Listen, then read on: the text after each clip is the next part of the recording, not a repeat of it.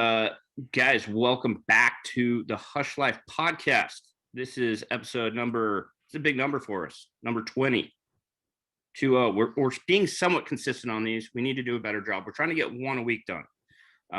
So if you do the math, we haven't been super consistent, but this is episode 20. We are joined by an eclectic group of guests today. You guys know we have my son, Mr. Gager. Up there in the top left is Logie Bear, and down in the bottom is Mr. Lane Mckellar. I met Lane actually about a year ago. We went and did a trip over on the South Fork with Camp Chef boys, and Lane and one of his buddies were in charge of rowing us down the river. And that's kind of how I got my introduction to Lane. But why don't you introduce yourself to the Hushlife audience? Yeah, Lane Mckellar. So obviously survived that one safely. We rode you down the river without any major incidents, but had a great time. Been in the fishing industry for about 20 years. Just love to fish. Got start from my grandma actually taught me how to fish from the age of 3, 4, 5 years old. She taught me to tie my first knots, all that good stuff. And yeah, I just loved it. And then stole my dad's fly rod when I was about 12. Good old eagle claw combo setup, and got going that way. And just love everything about fishing. Doesn't matter what it is. If it swims, I want to catch it. And that got me. Honestly, it's how I chose where I was going to go to school. All sorts of impacts on life. And got to the point where got involved with a couple different companies. One of those being River Rat, which is a raft company that kind of featured a major part in this trip, and excited to talk about that. So I met Lane about a year ago on that fishing trip, and then he'd reached back out to me this summer, and asked if we wanted to try out one of the River Rats. I've been on one, I've floated one, super awesome. Basically, the best way I can explain it, and Lane, you can do a better job, is an inflatable, packable drift boat is the way I would explain it. Yeah. In fact, we were able to break it down into 2 boxes for this trip, right? Yep. 170 total pounds for a 3-man drift raft, if you will. And it made a major part of that trip. I mean, thinking back, I was thinking about this yesterday. Just in the days that we were there, that river dropped a couple feet? At least 2 feet. Yeah, it was amazing. Even the guides were just like, holy cow, this is unbelievable how fast the water's dropping.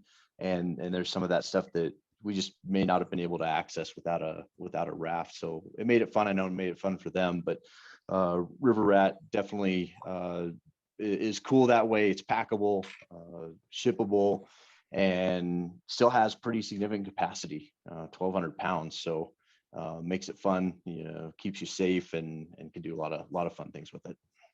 And to go along with that, I think it's a great boat, especially for a guy like Gage or a guy like me, to learn how to row and navigate a river, for sure. A drift boat's a great tool. It's a lot bigger, a lot heavier, a little tougher to maybe row and get you in some places that you don't want to be. But a River Rat's perfect because it's light. You can pick it up and move it if you need to, and very easy to row. So that's what I'm looking forward to, getting ours and, getting Gage out in the water and hopefully learning how to row a boat. Yeah. Both of us. Anyways, topic of discussion today, guys. We'll get back into the River Rat more, but we just got back from, I'm not going to say it was a trip. I'm going to say it was an Alaskan adventure. We went to Alaska for 7-8 days and did one of the coolest fishing trips I could have ever imagined in all my life of wanting to go to Alaska. So I'm going to set up the scenario of how this trip got to be where it was at. I was talking to my buddy earlier this summer, Mr. Chris Geikema from Compass West Outfitters, and we were talking about Alaska. And I told him, I said, I've never been to Alaska, but if I was to go, and when I go, this is the trip I would really like to get my feet wet up there. And so I said, I love the idea of going and catching fish to bring home, but more than that, and I still need to do that. We still need to go and get some groceries, but more than that, I want to go experience like the interior part of Alaska and the river systems. I want to go fly fish for all different species that are in Alaska.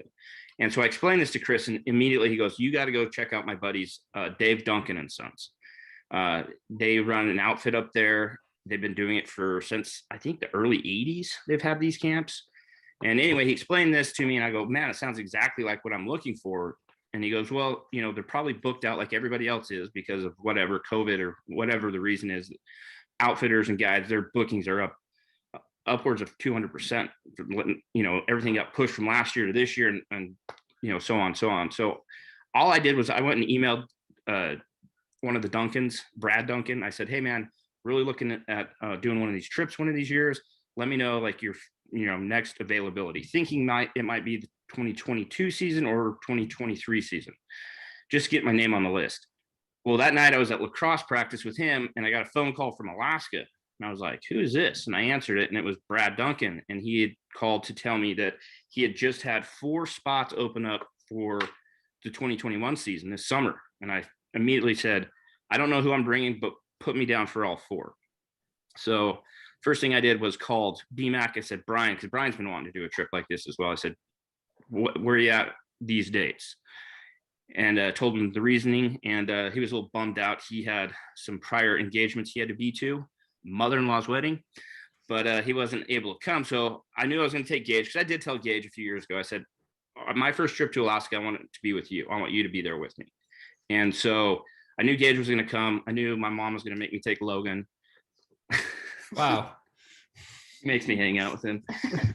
And then I couldn't figure out, I didn't know who else I was going to take. And then me and Lane had just had the conversation about doing some river rat stuff. And so immediately I called Lane. I said, hey man, here's an idea. What do you think about going to Alaska for a week and possibly taking a river rat up there with us and trying it out? And so I called Lane, and Lane took a little didn't take convincing. He had some prior engagements as well, correct? I did. Well, first of all, thank you, BMAC, for being dedicated to the family like I wasn't. But yeah, like I mean, it was short notice. Like we were like 2 weeks out, 3 weeks out. 3 weeks at the most. No, yeah, it was short. And so, yeah, my immediate response was no. It turned out I knew somebody that had been a guide up there, called and talked to him one evening. All I heard about was the mouse fishing. I mean, yeah, mouse fishing for rainbows. And it was just like, everything else ended. It was done. I was in. Yeah. So Lane, like I said, had some things going on those times. And so he was trying to figure it out. And I did start doing some research, and I found this guy that Lane guides with in Utah or Wyoming. And I go, hey, ask this guy, do you know this Mark guy? And Lane's like, yeah, I'm guiding with him Thursday. I'm like, sweet, talk to him about it. I think he was a guide up there for like 12 years. That night, I just got one text. Now, in my head, this is what happened is Lane started talking to Mark about this on the trip. As soon as he got off the river, he goes, I'm in. And that's all it took. Is that how it went? That's it. That was exactly how it went. So, yeah. So the trip was planned. And we were going to go to Alaska for 7 days and go fishing. So let's talk about logistics. In my head, I always thought logistics getting to Alaska might be tough. We've done some trips to Canada a few times, up in Saskatchewan. And to be honest, logistics to get up there are a little tough, no matter how you like cut it. We drove the whole way the first year. Gage went with us, and it was what, 15, 16-hour drive? That was long. Which isn't terrible, but it's a couple days in the truck. The next year, we flew from Salt Lake to Saskatoon, I believe, and then it was still like an 8-hour drive after that. So that's a little tough, but Alaska was super easy, I thought. We got on a plane from Salt Lake to Seattle to Anchorage, stayed the night in Anchorage, and then did Anchorage to Bethel and Bethel to another small town, where then we met up with the Duncan and Sons and got on boats and drove up the river about 45 minutes an hour, and we were at the lower base camp of the Duncan and Sons. And so, like Lane said earlier, we did all that, which was super easy. We had one layover, which was nice. I planned it that way. And we took a 170-pound boat with us. And flying Alaska Air was amazing. They had no issues with it. They charged us. If we would have done it right, it would have been, what, $80 extra to take that boat? Yeah. Yep. And even as it was, it ended up being $200. $200 to get a boat to Alaska is amazing. Yeah, I couldn't have been more impressed with Alaska helping us out. Yeah, but if you're going to Alaska to do any sort of hunting or fishing, I would definitely look at Alaska Air, especially if you're going hunting and you can fly meat back for super cheap. I think that's the airline to go through when you go to Alaska. So we get there, guys. What were your original thoughts when we hit base camp, Logie? We're in the middle of nowhere, dude. Just the boat ride. So you land on this tiny little airstrip, and there's this comical little building that says airport, and it's like a one room building, and it was shut down due to COVID or whatever. But it really hits you that you're in the middle of nowhere. But that boat ride from the airstrip to camp was just spectacular. So we had like a 45-minute boat ride up the river from the airstrip to the base camp. And it was cool because the whole ride up, you were just looking at areas that you were going to be fishing throughout the week. And that's exactly what we did. What were your thoughts when we hit base camp? Well, I remember like right before like we went on that the single prop, that little airport, they were like, get your waders on. And I was like, what? Oh yeah. Part of the story. So before we got there, they were having absolutely terrible weather. Like the season has started out for those guys pretty slow. They had really cold weather, which isn't great for trout fishing or for bringing salmon in. And it rained pretty much every day for 2 weeks. And so when we showed up in Bethel, which we still had, a 45-minute airplane ride to get to where we were going, they told us in the airport, which is another small airport, get your waders on. We were all like, what? But it had been raining so much, they wanted us to be ready. So when we got off the plane to get on the boats, if it was raining, we weren't going to get soaked before we got to camp. So what were your thoughts when we hit base camp, Lane? Yeah, super impressed with the Duncans. They obviously have things dialed. Walked in, everything is organized, plenty of space. We ended up each having the feeling that I got. I assumed that when we got there, we'd be sharing for sure. But when we got there, the feeling I got was even when camp is completely 100% full, everybody basically gets their own 2-person tent, like very spacious. There's 2 cots in there, floor space, heater. Man, it felt like those guys have it set up for comfort for sure, considering where you're at. I mean, on the edge of the Bering Sea, right? We're out there. And the amenities that we had were amazing.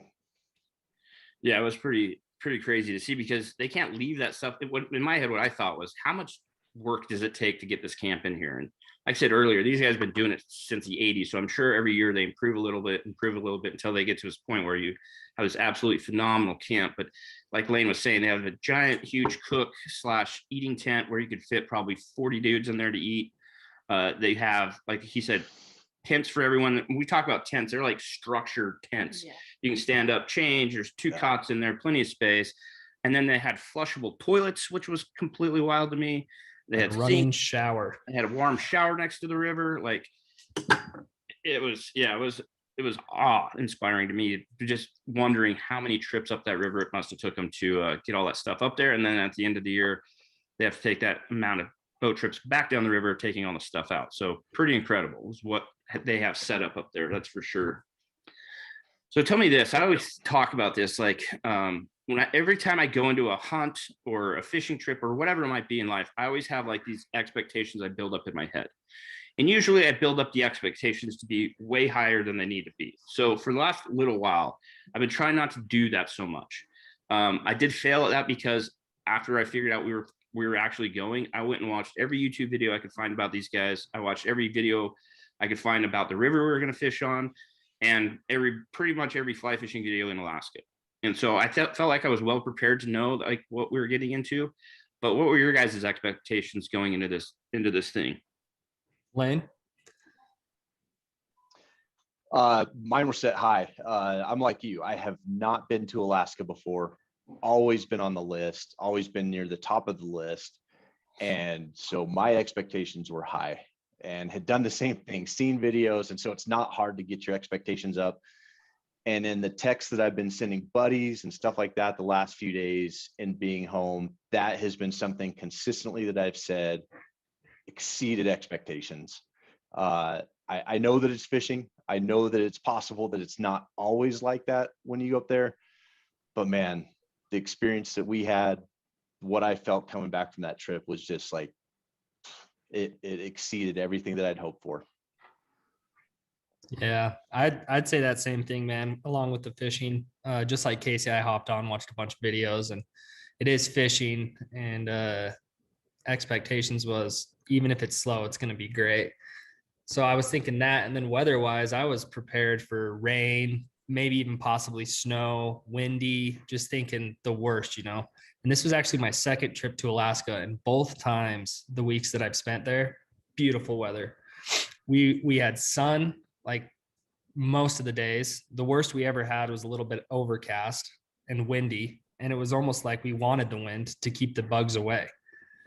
So weather was great, and then food-wise, there's not even bugs there. What are you talking about? That was actually my first impression of camp. Is I got off the boat and I was like, wow, you guys got a lot of fruit flies around here. Yeah, I remember because Lane and Logan were in a boat ahead of me and Gage. We were about probably 5 minutes behind them, and we finally get to camp. And Logan and Lane had jumped off the boat and kind of had looked around. And Logan had a big smile on his face. And man, this place is awesome. Do you have the DEET? I need Because that. when you're on the river, going 10 miles an hour, we're out 50 miles an hour, however fast we're going, the bugs aren't bothering you. Yeah. As soon as you pull off at a gravel bar or a camp, man, they just find you instantly. Yeah. Yeah, So, they were thick, just like crawling on your face as soon as you got off the boat. But there are ways to prevent it. well, I think I told somebody this like midweek. I go, man, if it wasn't for the bugs, everybody would be up here. So maybe exactly right. maybe that's the thing we need to like preach about is, man, if you don't like mosquitoes, don't go to Alaska. Yeah. What was your thoughts when we hit base camp, Gage? Well, like before, like when you're on the airplane, I thought we'd be staying in like a 2-man tent, like the smaller ones. Like a backpack tent? Yeah. Okay. But when we got up there, it was like super duper nice, and everybody was super nice, and it just felt like comfy and warm. You're comfy. He was comfy and warm, guys. That's the was most so important cozy. thing. Gage was comfy and warm. That's cozy. So yeah, day one, we get to camp. We get there probably about 5:30 in the afternoon. And one of the things we were wondering when we go up there, I've always heard like, and I assumed that where we were at was going to be the same way, but in Alaska this time of year, it doesn't get dark. And so we get there at 5, and I was like kind of asking, they're like, yeah, it gets dark for like 2 hours a night. It's all. And I'm like, okay, so it probably gets like sunset, and the sun's down, but you can kind of see. And then, for 2 hours, it's pitch black. They're being serious. It doesn't get even close to dark until, I think it's 2 till 4 right now. And it's somewhat dark, but you just watch the sun, man. And it just like goes in this big circle around the sky. Like it never really disappears, which was pretty wild, I thought. Yeah. So anyway, first night in camp, we weren't going to go fishing or anything. We were just going to get all our stuff together, eat some food, kind of have a orientation about what's to be expected out of our guides, what's expected out of us. And there's this really pretty section of water up at camp. And so immediately Logan's like, Lane, let's go get some shots, So Lane gets wadered up, or he was wadered up, went to grab his fly rods and just proceeded to catch a couple bad, really cool fish right there at camp. Yeah, it was insane. Like instant. I think it was like second or third cast. We're like, oh, there's a rainbow on a huge streamer. Yeah. And then 2-3 casts later, landed grayling, and turns out it was the biggest grayling that had been caught to that point in the year. I think Gage later on decided to catch a bigger one, but it's so funny, man. Like you caught that fish, and I was like, yeah, Lane caught a fish. And then Gage grabbed his rod, Casey grabbed his rod, wadered up, and I set the camera down and grabbed my rod. It was game on after that. It's just one of those things. Like, you look at this river and you're like, okay, it's probably not like the best place to fish or whatever. This is camp. But as soon as somebody catches a fish, you're like, oh, it's a possibility. Let's go. We're in. Yeah. And then within like 10-15 minutes, we had how many species? I think we caught, so you caught a trout, grayling. I caught a Belly Varden. What did you catch? Trout? Trout, like 3 species, like immediately. Yeah. And that's another thing to mention about this river, which I thought was going to be really cool going into it is, for us, like trout fishing is what we do here in the West, right? In the lower 48, especially on the West Coast. And so going up to Alaska, it kind of seems silly to go target trout, but at the same time, the trout up there are a little different. I would say majority of people that fly fish and have for a while, the ultimate for me anyways would to be catch fish on giant dry flies. And for us, that's a big giant mouse pattern. And what we heard going into it was the trout like to eat the mouse, because we try it down here like I've tried it numerous times. The last couple of years, I made it a goal to try to catch a trout on a mouse pattern in Idaho. And, you know, a lot of guys that go and do it at night. And that's like really the only time like the big brown will hit a mouse is at night, and, or if it's like perfect conditions. But what I had heard going up there is like these fish will eat a mouse pattern all day long. So what was cool though, going back was, so we're going to be able to fish for trout.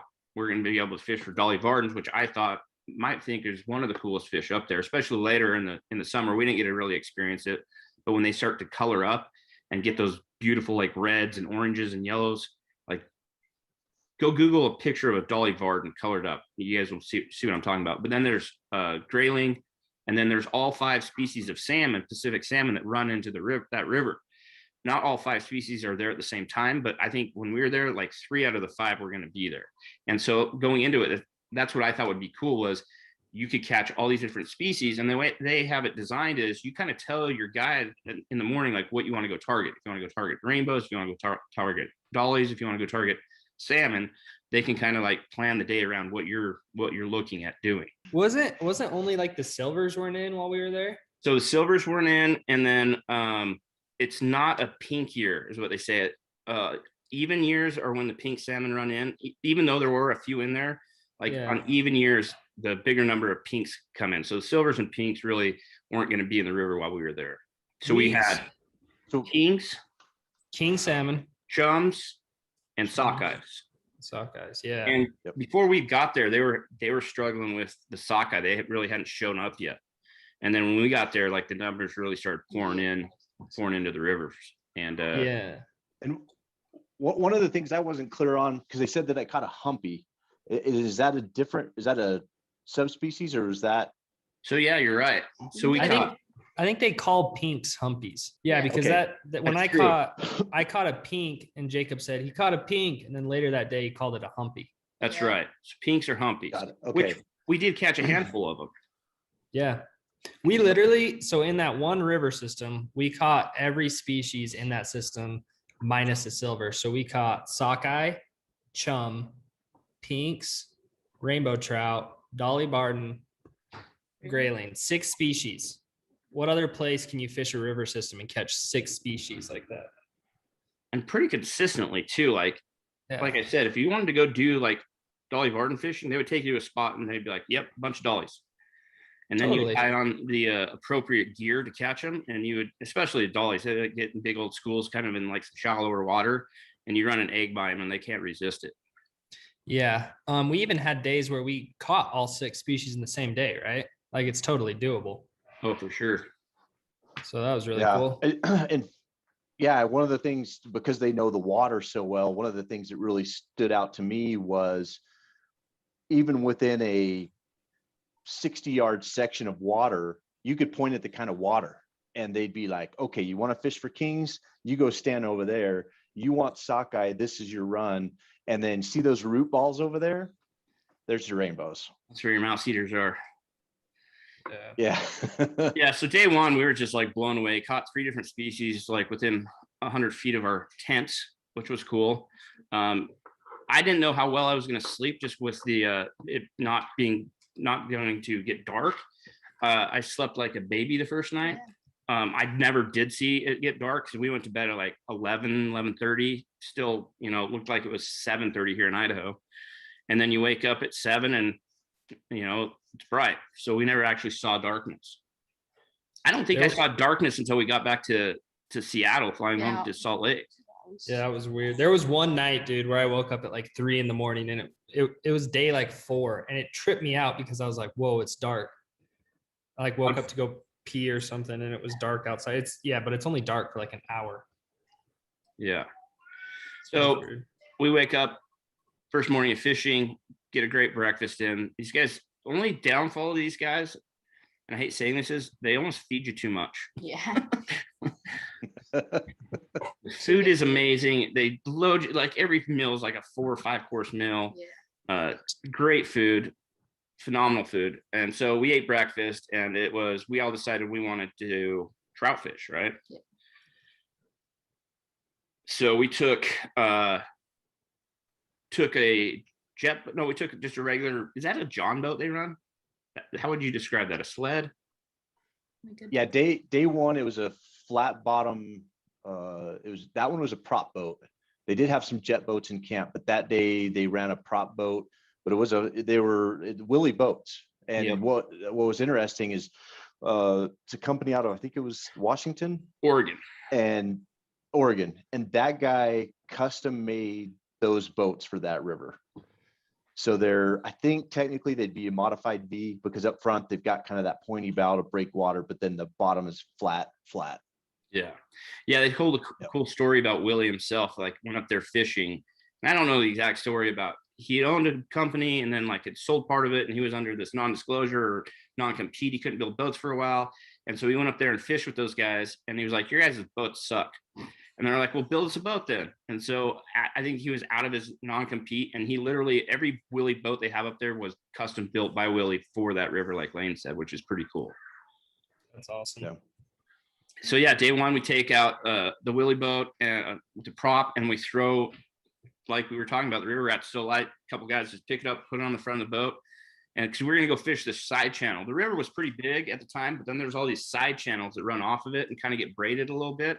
And that's usually where the really good trout fishing is, where you can really like hone in on the trout. And so that's what we went and did the first day. And what was everybody's thoughts like halfway through day one? My thoughts were, man, this is the most epic fishing footage I've ever captured. After like fish 5, I was like, And then I lost it. Logan. Yeah, he had like video evidence of unicorns and Dude, I had a Bigfoot. Yeah, Squatch was pulling Unicorns riding Bigfoot, or vice versa. Squatch fought a bear with a salmon as a sword. It was crazy. Guys, if you're listening to this podcast and you haven't watched the videos from Alaska, please go back and do so. They are up on the channel now. But just so you know, day one, like Logan said, we captured some amazing trout eats, some awesome fishing, caught a bunch of fish. I think Gage was upwards of 40 fish? yeah. 40 plus fish that day. Throw on either a mouse or a streamer, which, I mean, go hand in hand. I love a big mouse eat, but a streamer eat is like, the feeling of it's probably just as cool. Anyway, so we had all this great footage. We have drone footage, all this cool stuff. And we lost day one. That's in my career, my very first card failure. I've had a hard drive failure, but that was my very first card failure I've ever had. Sucks. Yeah. It sucks, but I think we had enough time to make up for it. We definitely, go watch the video if you haven't seen it yet. We definitely, we made up for it. Yeah. It's just funny though, because to me is like, I don't remember that one day nearly as well. I feel like I remember days so much better, like while I'm recording them or like while I'm watching back from that day, but I don't remember that day super well. I kind of do. Did you even record that day? Maybe that's why. The card's just blank. It wasn't a card malfunction. It was just, it's blank. There's nothing on it. There's nothing to recover. No, I do remember getting set up for those shots with like, that was the day you and, was it you and Lane that floated the side channel or you and Gage? It was Lane and Gage. Lane and Gage, yeah. And we set up, and I think you were recording on the big camera and I was flying the drone.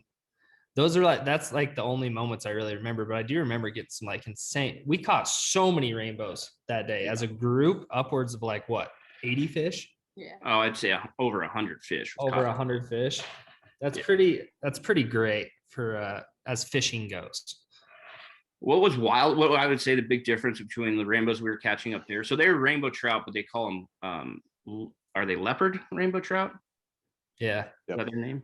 So they're just more spots. They're absolutely gorgeous. But dude, these fish are so eager to eat that you could run a mouse by and a mouse might, or a trout might attack the mouse. You might not get the hook up. But if your buddy on the back of the boat runs like a Dalai Lama, that fish will eat immediately, man. That was very eye-opening to me that day one. Yeah, I think that. Yeah, go ahead, Lane. No, go ahead. Oh, I was just going to say, I think that was eye-opening. And then the other eye-opening thing was even like if you're throwing a Dalai Lama, and we're saying Dalai Lama, but just picture like a big streamer. You'll be floating down, you'll throw it in a spot you think's good and be stripping in. Maybe you're talking, you feel a bite, you set, the fish is gone. Here back home, it's like, dang it, I missed that chance, I missed that opportunity. I might throw it back, probably won't get anything. There, I literally had days where I'd get a bite and I could get 5 bites out of that fish. Like you get so many chances to catch it. Like he's not going to hit it and leave. Even if you poke him a little bit, they'll still hit your stuff. And what stood out too was you got to watch the whole thing.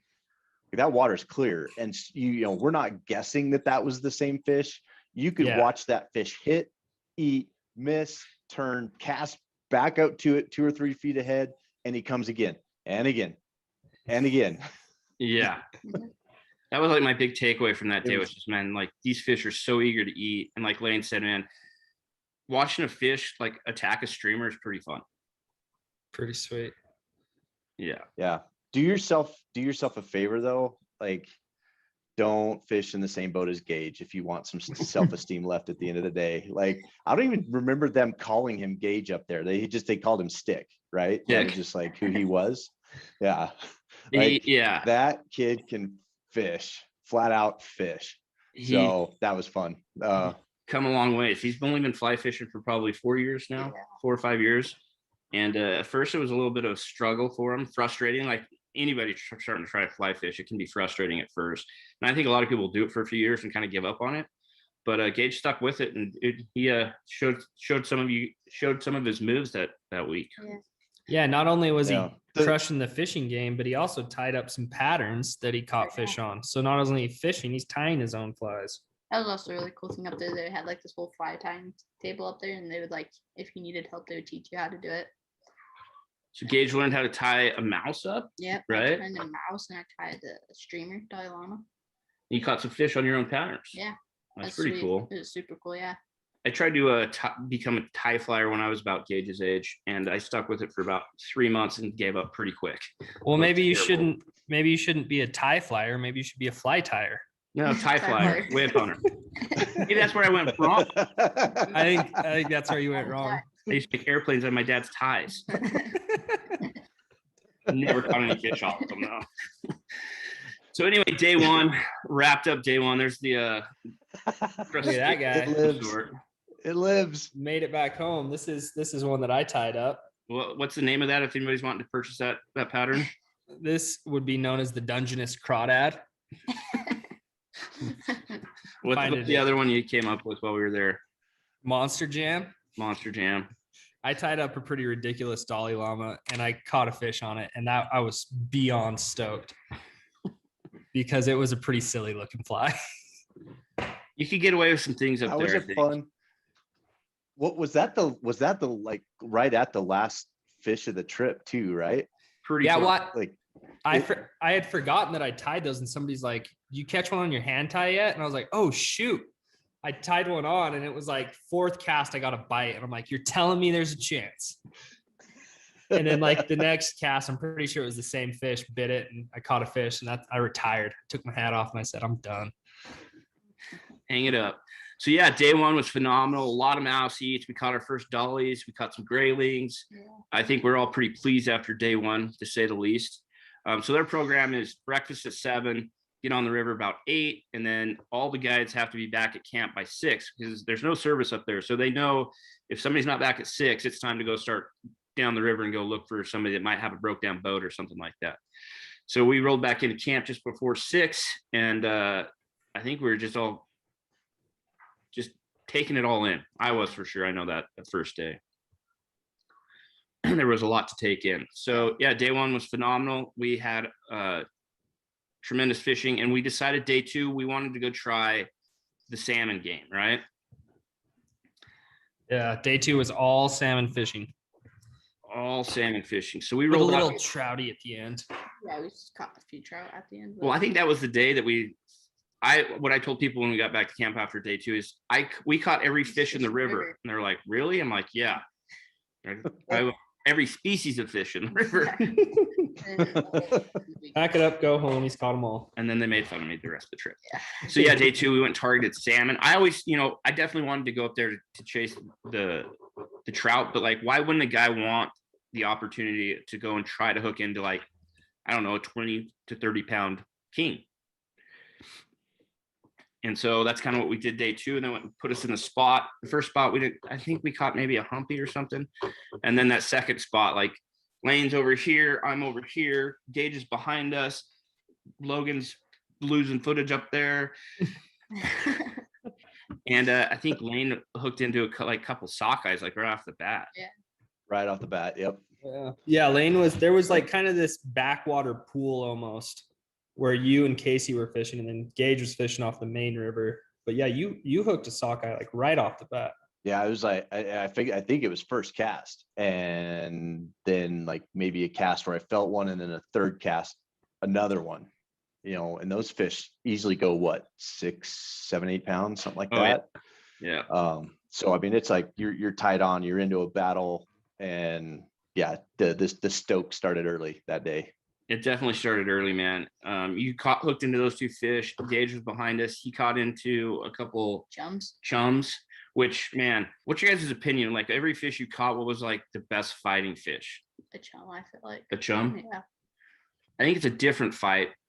Everything fights really well up there. The water's so cold, but chums are like a different fight. They're heavy and they don't give up, man. They're not like they're heavy for a while, then you finally get them in. They're heavy until like they're ready to give up, and it could be like 15, 20 minutes. Yeah.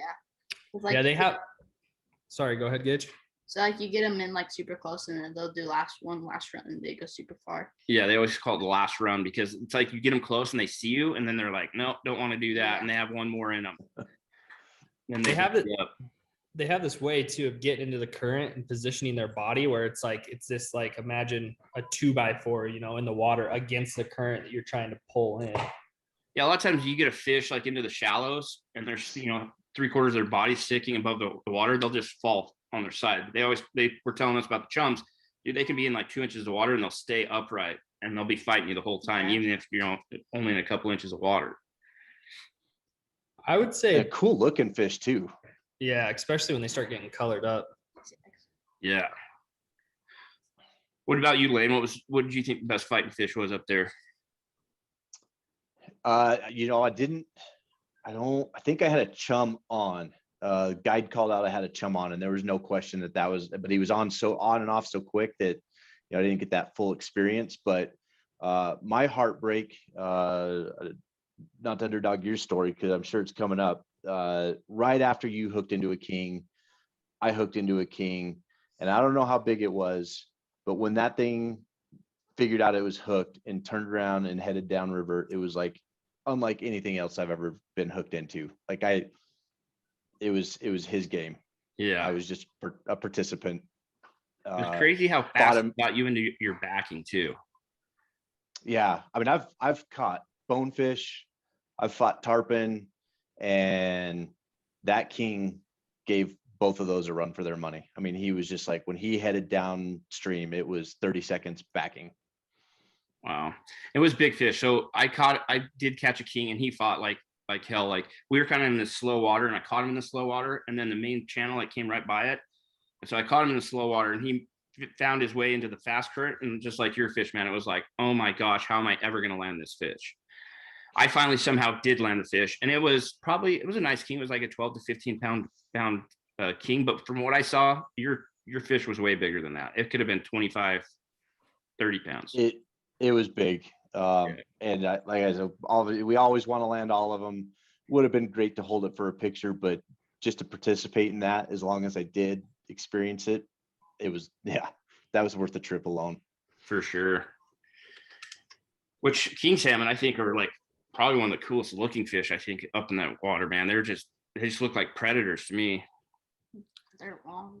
Yeah, they're long. I don't know how long that fish was, but he was 35 probably, maybe.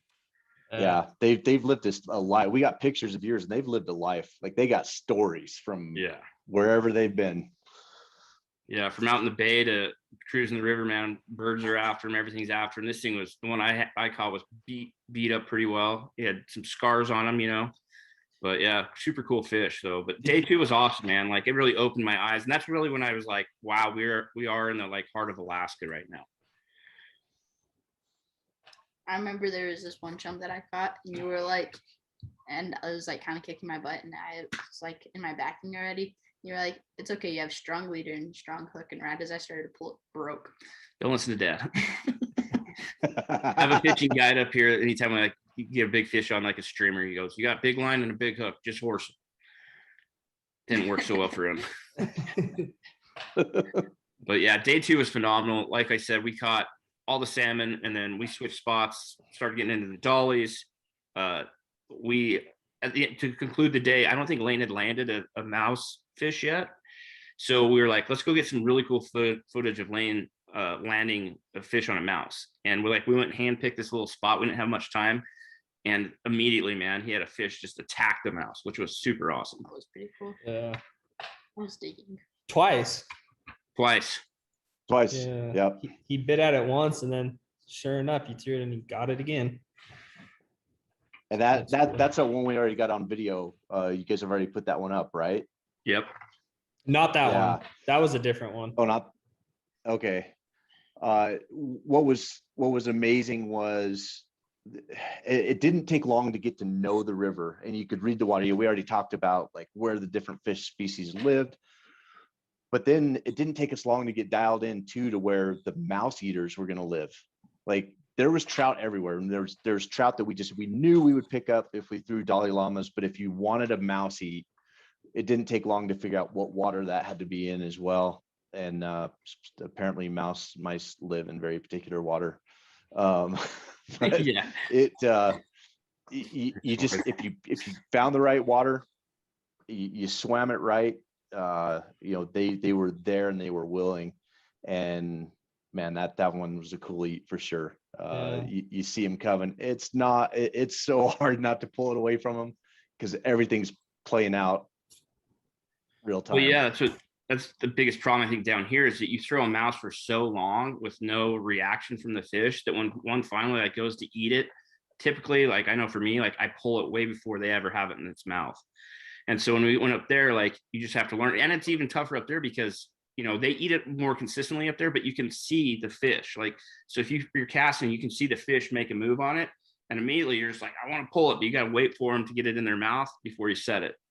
But yeah, and that, like Lane was saying, we learned what water a fish would be willing to eat a mouse pattern in, and it seemed like it was more there'd always have to be some sort of structure for them to kind of hide behind, but it had to be faster moving water, even in a ripple almost. We tried a lot of the slower water, and it didn't seem like we had very much success in that stuff.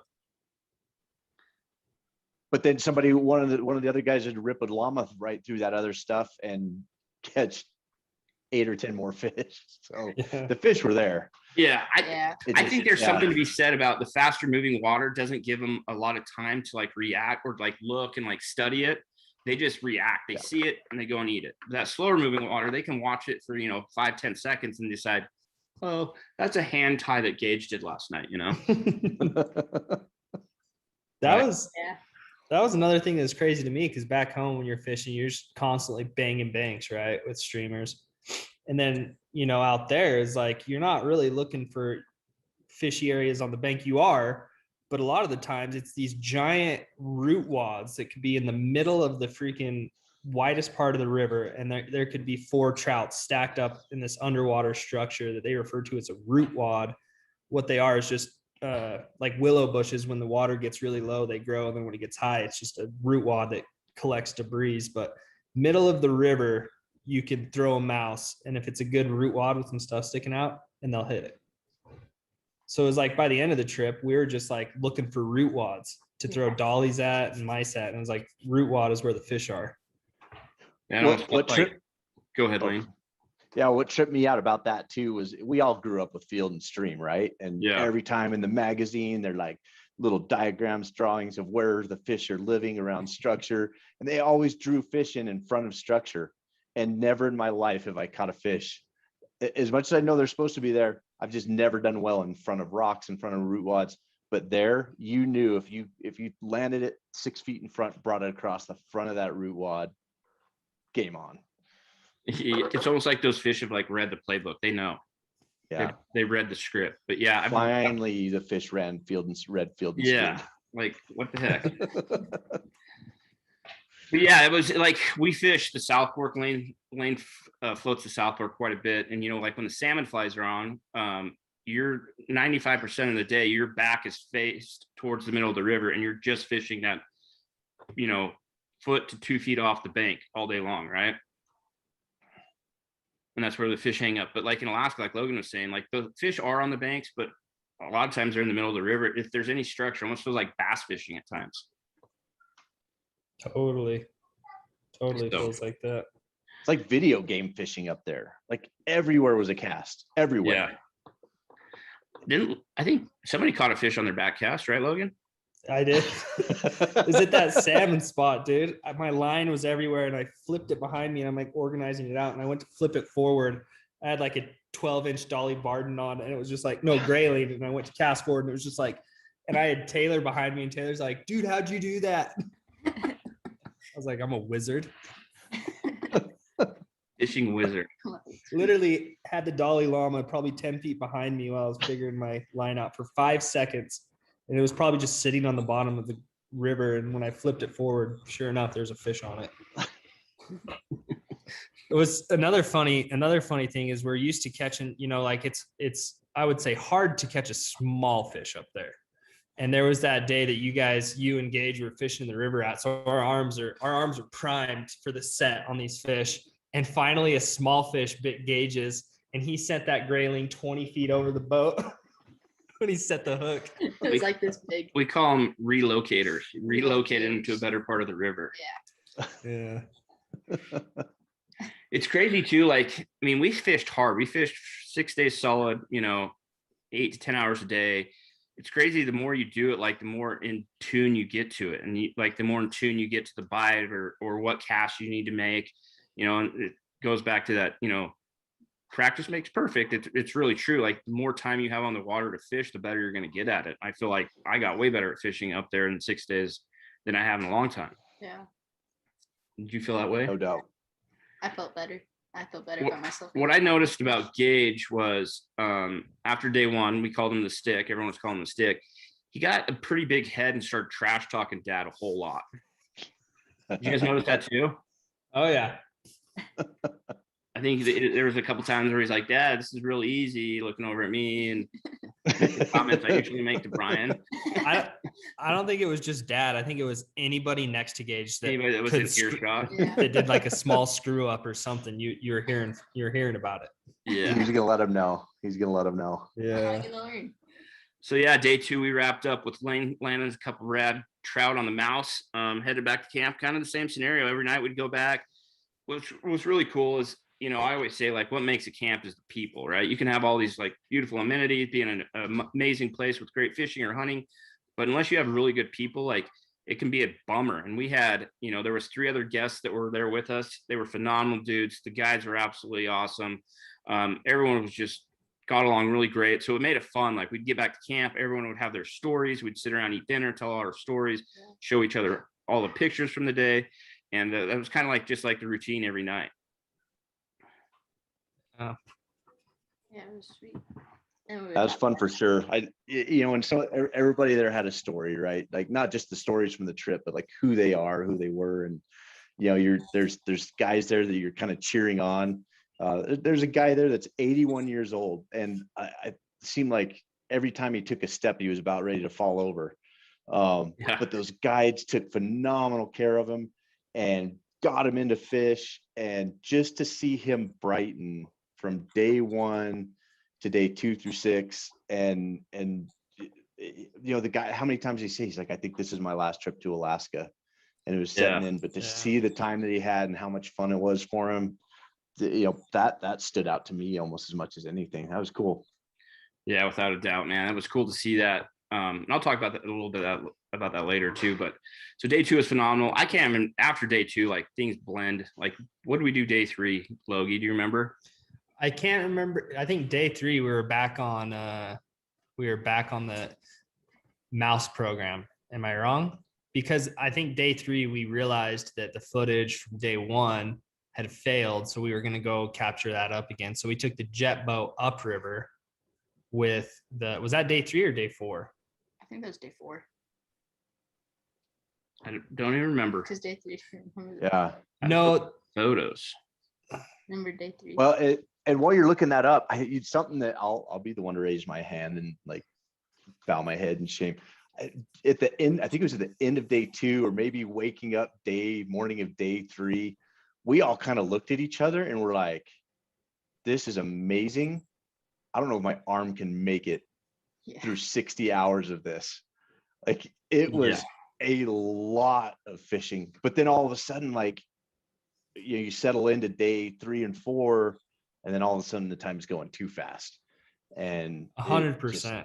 Yeah, it was weird the way the time moved up there. Yeah, you nailed that for sure. It's like after day two, full day of fishing, it was like, dang, like we have 4 more full days of this, 4 or 5 more full days of this. And then by like 3 and 4, it was just like, now it's going too fast. Yeah, you nailed that. Yeah, you're right. Like the first 2 days, stoke level's high. Day 3 and 4, it's still high, but it's like, man, like we're kicking our butts. Like we're out there 8 to 10 hours a day and we're fishing like the whole time. If you've ever done like a raft trip or a float trip where you fish all day, like you're pretty worn out by the end of it. Try that for like 3 days in a row and see how you feel. Like I always say, like my back really hurts today. Does that mean I'm casting wrong? Is your back supposed to hurt after a day of fishing? I don't know, but it does. Maybe my technique's not great. Yeah, I still don't know what we did day 3, but I'm sure we had some fun. Yeah. I think we did go after the trout again. What day was it? So one of the days I think Logan was talking about. It was the day 3 is when we went to that little stream. Remember when you guys were catching the ones in the mouse, and me and Rob were catching. Oh yeah, that was when we went out with Rob and what's his name, Adolf. Oh yeah, that was a fun day. So yeah, that was a spectacular day. Trout again. So we went after the mouse.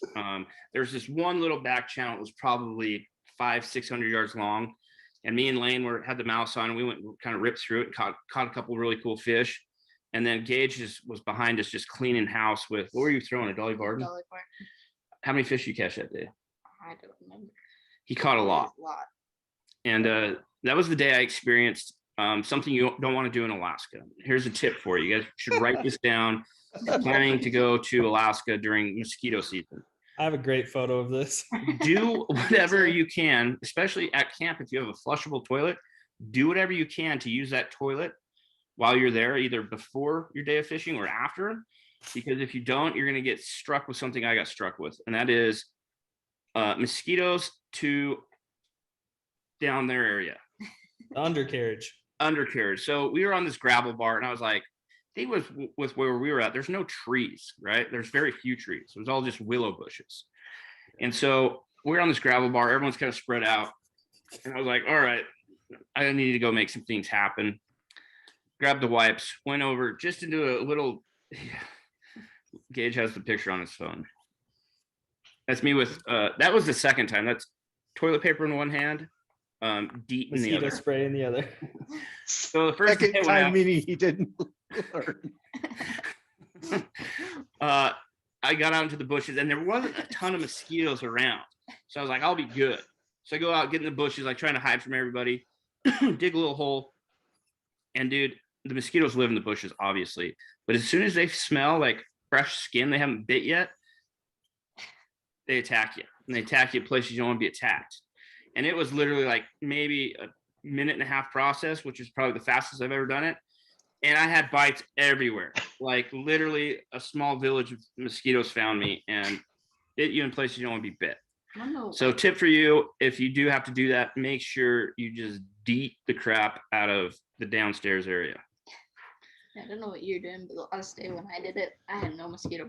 Gage figured out a way to do it. I'm still trying to figure it out. But yeah, it was a phenomenal day. We caught a bunch more fish, trout, got some really cool eats. Our biggest thing going up there is we wanted some really cool footage of like trout eating mice patterns. And I think we got quite a few that day, right?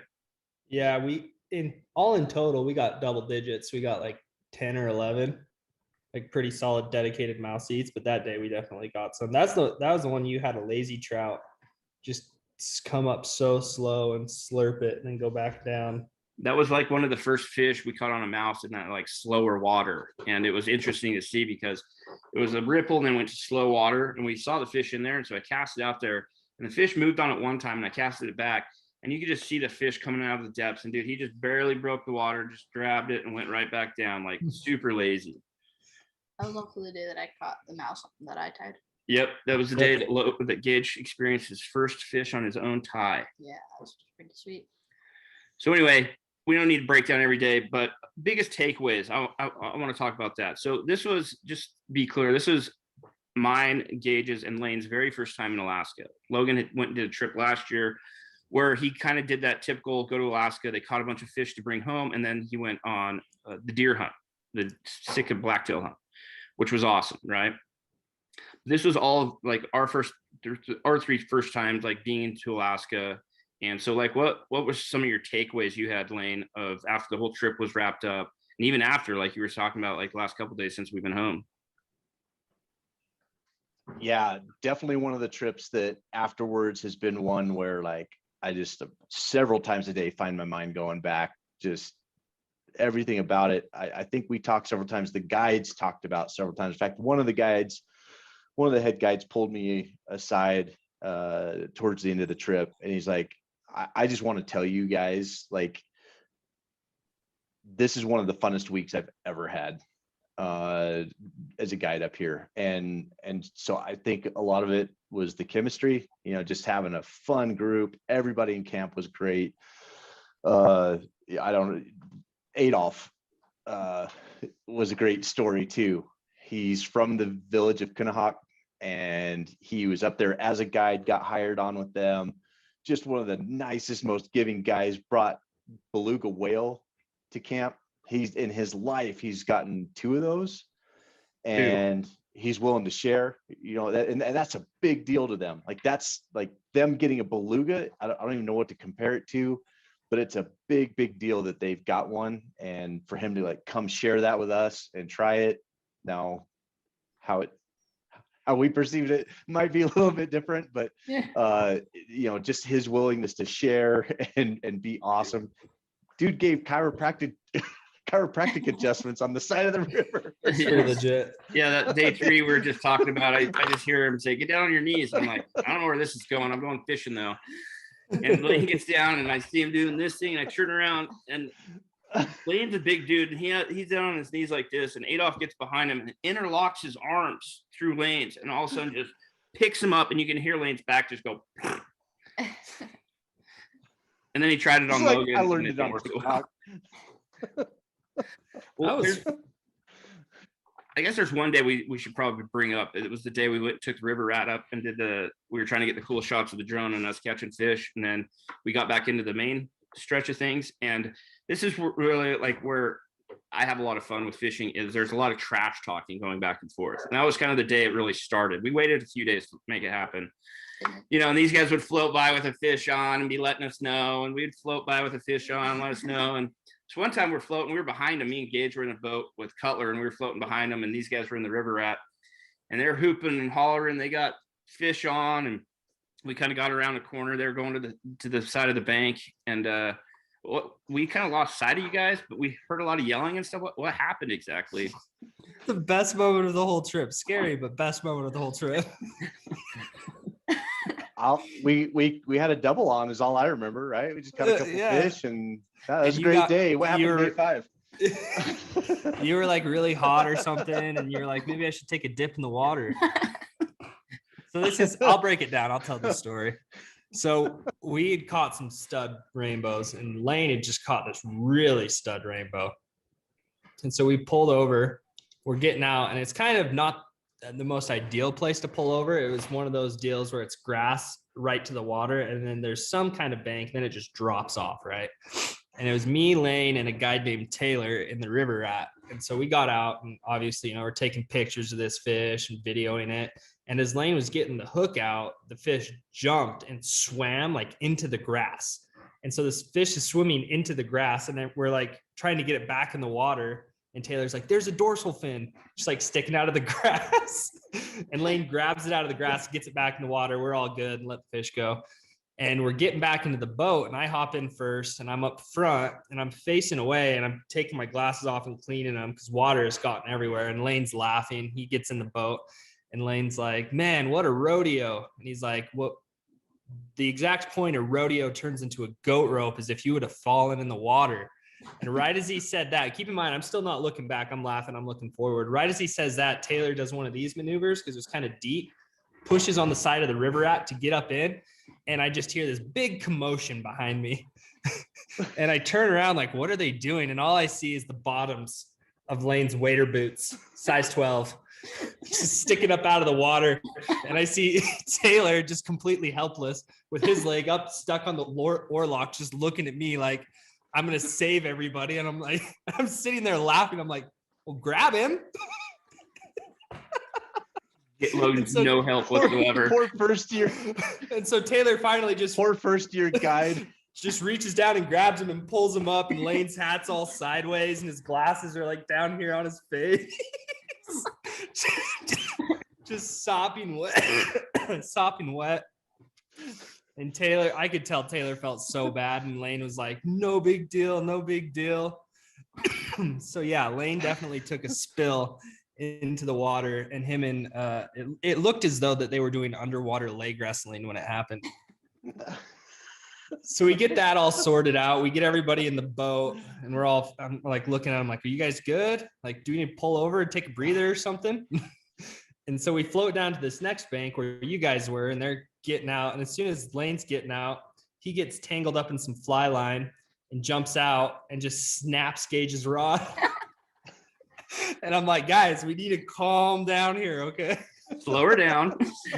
This all happened. I watched Cucumber Cool Lane way up here go to Hot Mess Lane in about 10 minutes. Just still soaking wet, rope. Water coming out of his ears, breaking rods.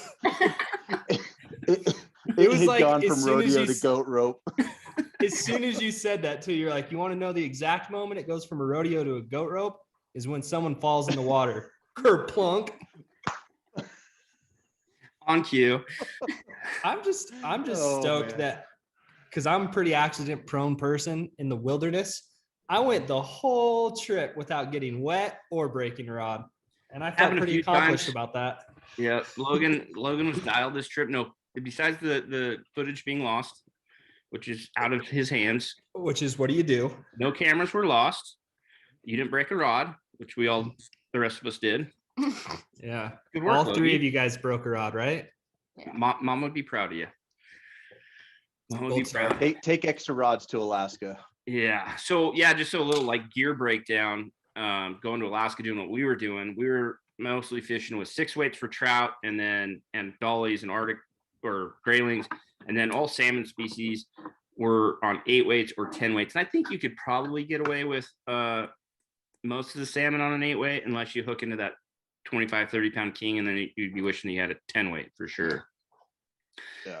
In fact, that one day you landed into that chum only for a second. It was on a 6 weight. We were fishing for trout, and that chum ate that Olive Garden, and it was game on. Yeah, it was, and I had no chance. It didn't feel like, man, that was you have little flashes about the trip, and some stand out more than others, but that little side channel that we stopped in, and we were fishing, like all of us were lined up within like 4 feet of each other, but just the fish kept moving through, and that was a fun one. That was fun, man. That was definitely a fun one. We caught we call it Dolly's trout. You had that chum on. I had a chum on the 6 weight, and then I caught a couple sockeyes we caught, and just this tiny little channel. So, all right, Log, biggest takeaway. It's hard to, from the whole trip. Yeah. Biggest takeaway for me, I have a couple, but I'm going to say this one is, I'm going to steal it from you. If you have something like this in your mind that you've always wanted to do, quit dreaming, make a plan, execute that plan, and just go do it. I mean, I feel kind of spoiled, at the age of 26, and I can say that I've been to Alaska twice, and it comes with the job, obviously. But it is true when they say, don't go to Alaska as a young man, because nothing else will ever compare. Do what you have to do and get up there. That's what I would say. Yeah, I agree with that for sure, man. What I was going to say earlier is the old gentleman that was in camp. It was kind of cool to see, like, and this is the perspective I took on it. And he kept making that mention is like, this is probably like my last big trip. He's just get too old and too hard to get around, but he had a lot of experiences in Alaska. Like, he chose to do that at a young age, and he did that for a long time. Like, he used to go float a river called the Good News River, and they'd float at him and his buddies every year. And And then his buddies became too old. And so this was kind of like his trip to like go back to Alaska, but not have to do it like a DIY style. But it was cool for me to see that because it was kind of like this era of this guy that had done all these cool things in Alaska and him being at the end of it. And then seeing a guy like Gage, who's only 13 and experiencing it for the first time. And me just thinking about all those experiences if Gage chooses to, that he can experience in Alaska or wherever it might be. And so it was like, in my head, it was like this timeline of, you know, what you choose to do in life. And a lot of people are like, well, I don't have the money to go do that, or I don't have the time to do that. I feel like most people do. They just choose other things instead. I could have went to Alaska numerous times before now, but I just chose to go do other things instead of Alaska. And to Logan's point, figure out that one thing that you want to do and always wanted to do. And don't wait until you're an old man to go do it, because Randy Newberg, if you guys know, he has a famous saying that I always refer back to. It says, you'll run out of health before you run out of money. And I believe that to be true. Like, you could figure out a way to go and make this dream happen. You just have to maybe, you know, pick and choose what you do to make it happen. But, you know, for me, I just chose not to go to Alaska for whatever reason. I always wanted to, but I'm glad I got to experience with Gage, obviously the first time, and you guys. And yeah, I think it was a trip of a lifetime without a doubt. Oh yeah, definitely. What's your big takeaway, big dog? Don't grow up and then you could just get these trips for free. Great. Make dad pay for him. Yeah. Perfect. Great takeaway. Wise beyond his years. Yes, he is. I think the only thing that would have made this trip like absolutely, it was perfect. But the only thing is I wanted to see a grizzly bear. Yeah. And we never did see a grizzly bear. They are definitely up there. Every gravel bar you stop on, every bank you jump out, there are grizzly bear tracks on that river. Definitely. The reason that they're a little shy is because the Inuit people do hunt them in the fall. And so they kind of get smart to what a boat sounds like, and they know what happens when they see a boat. So, but besides that, man, I couldn't ask for anything more. Like you said earlier, Lane, especially like when we got home, I was burnt out, man. I was like, you go, if it's hunting for 7 days or fishing or whatever it might be for 7 days, you kind of get burnt out on it. When I remember when I got home, I'm like, I think I'm good on the summer for fishing. But then you start like looking through the footage and, you know, give it 2 days. I'm like, dude, if they would let me go back, if my wife would let me go back, I'd go back tomorrow. Yeah. Yep. I would come with. And Gage would come with for free. Remember day 4 when you were trying to catch that grayling and it kept eating it like 10 times? Yeah, that's, you know, not to go back to what we've already talked about, but just what we said earlier. There was a spot that day you fell out of the boat, and there was one grayling that literally tried to eat my fly at least 17 times, and it became a joke after a while. And I was like, try to eat my fly. I bet you can't take it from me. He'd come eat it. Next cast, grayling. Next cast. It was pretty funny, but Because grayling has super small mouths. so just wrap things up, guys. Thanks for listening as always. Lane, thanks for coming on here. Thanks for going on the trip with us. Any last plugs for River Rat? What do you guys got coming up? Yeah, some exciting stuff. Something is always in development, but if you want to check it out, riverratusa.com or riverratus on Instagram. Appreciate you guys letting us plug that, but more than anything, thanks for the friendship. Thanks for the opportunity to go, because it was incredible. Yeah, man, I'm glad you were able to come and experience that with us. That was a heck of a time. As always, guys, we appreciate your support. If you guys have not watched these videos yet, go and watch them. They're right here on the YouTube channel. If you're listening to this and not watching it, the YouTube channel, go to youtube.com/Hushin and check out the videos. I think you guys will appreciate them. Logan did a fantastic job capturing the trip, and yeah, laters. Great job, guys. Good job, guys, all around. Good one. Good work. Real good. Let's stop the recording here.